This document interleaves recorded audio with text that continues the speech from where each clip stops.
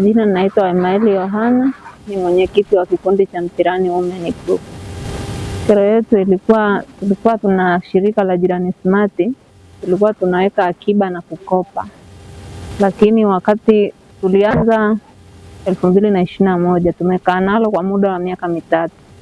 Lakini tulipojaribu kuomba kiasi cha akiba, tulipatana tuchukue akiba nusu. Tuliandika barua tarehe 9 mwezi wa 10, tukaweka kikomo watupatie akiba tarehe 30 mwezi wa 11 mwaka jana. Lakini kufikia hapo hatukufanikiwa. Tukiwatafuta kwenye simu hawapokei au hawapatikani. Tukachukua hatua kwenda katika serikali yetu ya kijiji, tukafika kwa mwenyekiti wa kijiji, tukampa maelezo, tukampa na namba zao. Akipiga namba za afisa wa Jirani Smart hapokei, na namba za kampuni yao hawapokei. Mwenyekiti akatuambia atalifikisha kwa diwani wetu.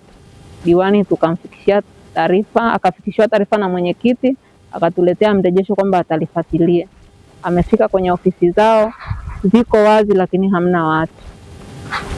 Baada ya hapo ikabidi tuchukue jukumu la kufika kwa mkuu wa wilaya. Tulivyochukua hilo jukumu, tukamtaarifu mwenyekiti wetu kwamba tuna safari ya kwenda Same kwa mkuu wa wilaya. Akatuambia kwamba atakuja Ndungu Alhamisi iliyopita. Na kweli tukamshukuru Mungu, Alhamisi tumefika mahali hapa, tukatoa kero zetu. Tunashukuru kwa sababu mkuu wa wilaya amesimama kwenye nafasi yake, ametusaidia, na juzi Jumanne tumepokea akiba zetu. Naitwa Fatina Ramadhani Njoka kutoka kijiji cha Mpirani, kata ya Maore, wilaya ya Same. Ni mwakilishi wa kikundi cha wakina mama Mpirani Women. Kwa maana hiyo tunamshukuru mkuu wa wilaya kwa kazi yake na utaratibu wake aliouweka. Umetusaidia kwa 100%. Amewaita wale wenye shirika. Baada ya kuwaita, walivyofika ofisini kwake akatupigia kuwa wamekuja na watakuja Jumanne, wakija wahakikishe wamewalipa. Basi hawakukosea, wakafanya hivyo siku ya Jumanne waliopewa agizo, tukamaliza, wakatulipa akiba zetu. Hivyo tunatoa shukrani kwa mkuu wa wilaya ya Same.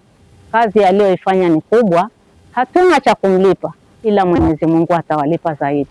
Labda wito kwa wananchi, tunawaomba mkae makini na mashirika yanayokuja au kampuni zinazokuja, kwa sababu kuna wengine wanafanya kazi tofauti na maendeleo ya wananchi.